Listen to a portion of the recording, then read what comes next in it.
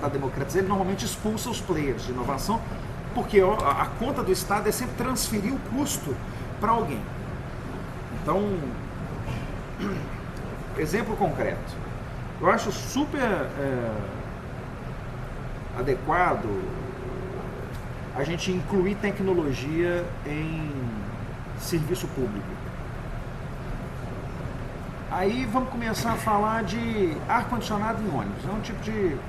É um fenômeno, resultado de uma inovação que já tem quase 100 anos nessa altura, que é ar-condicionado. Mas o Estado vai lá e baixa um decreto, no caso o Estado ente, né? O município baixa um decreto dizendo que todo ônibus agora tem que ter ar-condicionado. Fantástico. Ele perguntou para o particular, se o particular quer pagar por aquilo, porque aquilo tem impacto na tarifa lá na frente. E o Estado ele tem o hábito de fazer isso, ele vai e interfere e aí ele gera um custo e esse custo vai ser suportado por alguém lá na ponta que ele não mede, porque ele não é racional, ele faz uma análise corporativista da coisa. Eu me preocupo muito com a interferência estatal, acho que ele age enquanto uma âncora contra a inovação e um gerador de custos, distribuindo esses custos de forma equivocada. Eu sempre me preocupo com isso. Estamos agora vendo aí a discussão sobre, aqui em Belo Horizonte, em São Paulo, sobre entregadores de comida. Está funcionando. O que é que o Estado quer com isso? Ele quer criar um custo adicional. Tem leis em curso no país para proibir a cobrança da entrega. Vai inviabilizar o serviço, ou então toda a comida vai ficar mais cara. É óbvio, não tem almoço grátis não, gente. Alguém vai ter que pagar por isso em algum ponto. E aí começa a falar, não, vai ter que ter uma carteira especial, um cadastro especial. Para quê? Está funcionando, as pessoas estão usando, milhares de pessoas usam o serviço diariamente, sem nenhum problema. O Estado quer interferir e criar, ele cria obstáculos. Então eu acho que o Estado, salvo alguma exceção que nem me ocorre, ele é um mecanismo de trava contra a inovação. Perfeito, entendi. Bom, agora eu quero... o senhor disse, assim... Eu sempre vou fazer um paralelo, claro, com o vereador Gabriel, fica à vontade. Porque no PL nós somos absolutamente de acordo com isso. Isso eu percebi muito quando foi em votação o primeiro dia, né? Bom, então o senhor e também o senhor Gabriel, mas especificamente o senhor, disse que a PL 490 apresenta inconstitucionalidades. Eu queria saber se o senhor poderia me indicar algumas, quais são essas inconstitucionalidades. Só um adendo dentro dessa pergunta. Eu faço essa pergunta por de fato, desconhecer o mundo jurídico, porque eu faço geografia. Então, e também eu queria saber do senhor o que o senhor entende quanto inconstitucionalidade desse ponto de vista e o que é uma função do município enquanto ente federativo. O projeto no final ele tinha 6 inconstitucionalidades, das quais 3 foram derrubadas ainda em plenário. A mais grave que foi derrubada em plenário era quantitativo, querer limitar o número de carros à mesma quantidade de táxis que existissem em Belo Horizonte. Isso é inaceitável. Nós não estamos falando de um serviço público, eu não posso fazer esse tipo de controle. É inconstitucional. O artigo 174 da Constituição diz expressamente que o Estado não interferirá no exercício da atividade privada. Então não cabe ao poder público dizer quantos carros de aplicativo podem rodar em Belo Horizonte. Ok, perceberam que era inconstitucional e derrubaram. Havia uma tentativa de controle de cilindragem, também cai uma tentativa de controle de modelos, que também cai a questão dos porta-malas. Então, essas 3 são 3 interferências muito obviamente na esfera privada. Você está tentando interferir. Se a pessoa vai usar um carro grande ou pequeno, é uma decisão da pessoa. Se ela vai usar um motor forte ou fraco, é uma decisão da pessoa. Das duas pessoas, aliás, do motorista que dirige e do consumidor que consome, ainda com um filtro eventual de uma pessoa no meio do caminho que é a intermediadora do serviço, o aplicativo propriamente. Bom, essas 3 caíram. Ficaram para trás 3 inconstitucionalidades. A idade mínima da frota, a proibição de compartilhamento e os poderes conferidos a BH Trans. Nessas 3 aqui, a gente tem que tomar um pouco mais de cuidado, porque elas têm uma cara de constitucionalidade que não sobrevive a uma análise mínima, mas tem cara. A questão da idade, ela acaba tendo um respaldo na lei federal, o que não significa que isso é constitucional. O fato de ter respaldo na lei federal não salva isso. A lei federal abre espaço para uma discussão sobre idade de frota que não tem cabimento, porque se eu não tenho uma idade máxima para o carro circular na rua, há países no mundo em que há. Você não pode circular com o carro depois de tantos anos. Ok, isso não é o caso do Brasil. Se eu quiser circular com o carro 10 anos, 15 anos, 20 anos, eles deixam. A legislação brasileira não proíbe. Se eu posso andar com um carro de 10 anos, por que esse carro não pode trabalhar como transporte para aplicativo? Então, essa é a primeira coisa. Ah, é uma regulação. Sim, é uma regulação inconstitucional. Eu estou agindo sobre a propriedade privada dos outros. A proibição de compartilhamento, inclusive, nem é matéria de direito municipal. Não é. O município não pode legislar sobre isso. Porque isso é matéria contratual, só quem pode legislar sobre contratos é a União.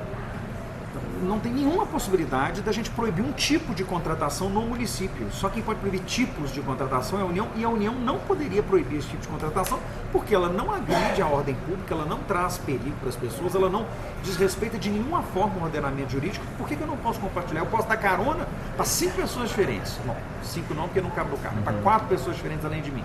Mas não posso compartilhar a corrida.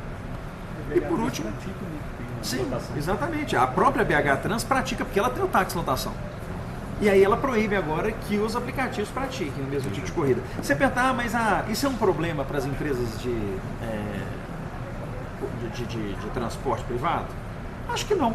Isso é um problema para os motoristas? Não, eles acham até bom não ter o compartilhamento, eles não gostam dessas corridas. Agora, não me interessa a opinião deles, me interessa o fato de que se o usuário quer usar e o serviço está disponível, não tem por que a lei proibir. O mercado que regula isso. Se os motoristas não quiserem pegar a corrida compartilhada, que não peguem corrida compartilhada.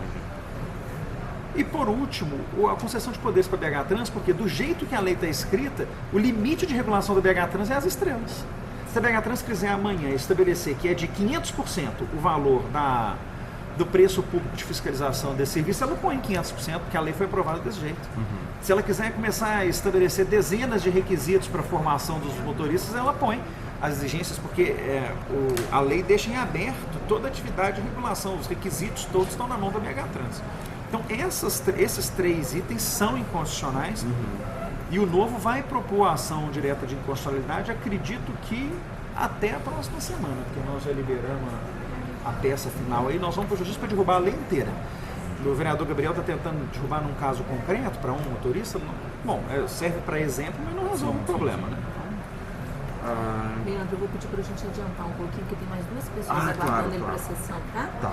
Então deixa eu só fazer uma seleção aqui das perguntas. Dá tempo de fazer mais 4? Vai lá, pode. Eu me modelo aqui na resposta. Seguinte, o senhor já disse sobre o seu posicionamento enquanto que é a favor da iniciativa, enfim. O que o senhor pensa de empresas, a Uber americana e a 99? Ela é uma subsidiária da Didi, que é uma empresa chinesa, e até a Cabify, essas no território Belo Horizontino, elas não atuariam de forma como oligopólio.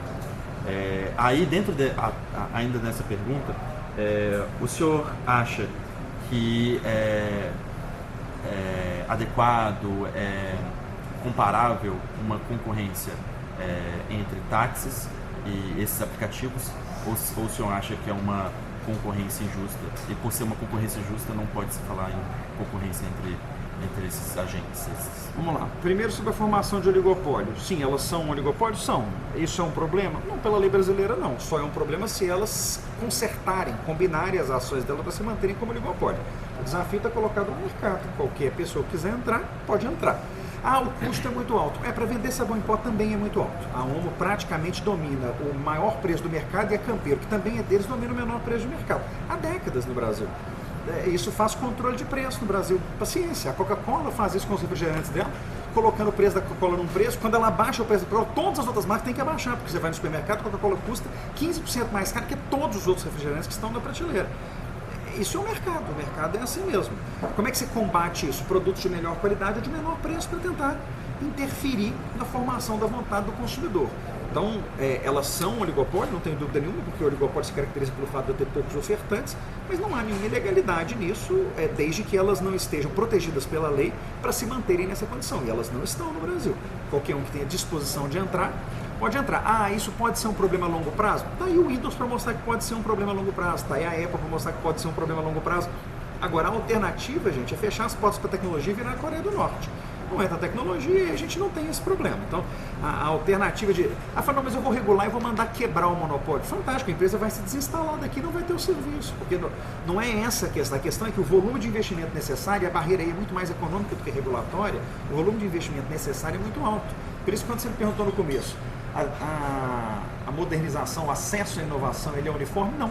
Porque a demanda de investimento para criar e depois o sobrepreço que eu cobro, exatamente porque eu fiz um investimento muito alto, é tão grande que isso gera desequilíbrios que só se resolvem ao longo de muitos anos. Mas é a mesma realidade em todos os lugares, para todos os setores. E as alternativas são sempre muito ruins, porque as alternativas de mercados regulados, quanto mais se tenta regular isso, pior é a qualidade de vida da população, menor é o acesso da população ao desenvolvimento, pior é a expectativa de vida, a condição de saúde, os níveis de alimentação, educação e saúde e idade média. Então, acho que é um desafio que a gente só rompe com o tempo e com a prática de mercado para garantir que elas não se tornem monopolistas ou que não manipulem artificialmente o mercado. Bom, quando você me pergunta sobre a concorrência com táxis, são serviços um pouco diferentes. Basta ver que o Uber não pode andar pela pista do móvel. Então eu aqui em Belo Horizonte, quando eu vou para a cidade administrativa, eu vou de táxi, eu não vou de Uber. Porque eu gasto metade do tempo, eu posso usar a linha exclusiva. É uma concorrência desleal eles poderem usar a linha exclusiva? Não me parece que é desleal. É uma característica do serviço. Eles compram o carro sem IPI e sem ICMS, com desconto médio de 30%. Os motoristas de Uber não, tem que pagar preço cheio no carro. Isso é uma concorrência desleal? Não parece uma característica específica do serviço. Concorrência desleal seria eu permitir que alguns táxis praticassem algumas corridas que outros táxis não podem praticar. Agora, acho que é difícil você fazer comparativo de modais diferentes.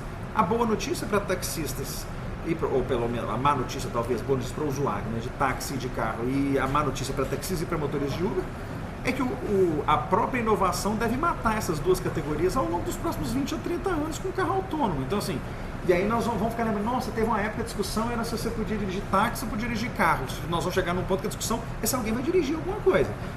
Isso é inovação, gente, faz parte dos desafios. Quem é que fala, né?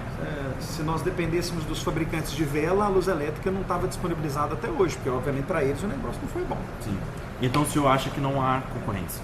Eu acho que eles concorrem na lógica de quem é o consumidor potencial, mas acho que não há concorrência desleal pelo fato da regulamentação desses serviços ser diferente, porque eles são serviços diferentes. Então, agora, uma pergunta, eu vi que o senhor falou sobre isso no plenário, sobre a tarifa do uso do tecido urbano, digamos assim. De ser aplicada aos aplicativos, né? 1%, se convencionou talvez mais tarde 5%, 4%, 12%. O que o senhor pensa dessa tarifa? E também aí aliada a essa outra pergunta anterior, o senhor acha que as estratégias de mercado dessas empresas Uber e a 99, sobretudo essas duas, de estarem fazendo estratégia de, eu não sei exatamente a palavra, mas abaixar o preço para ganhar mercado, de destruir os possíveis concorrentes e aí sim, após isso, ter a atitude de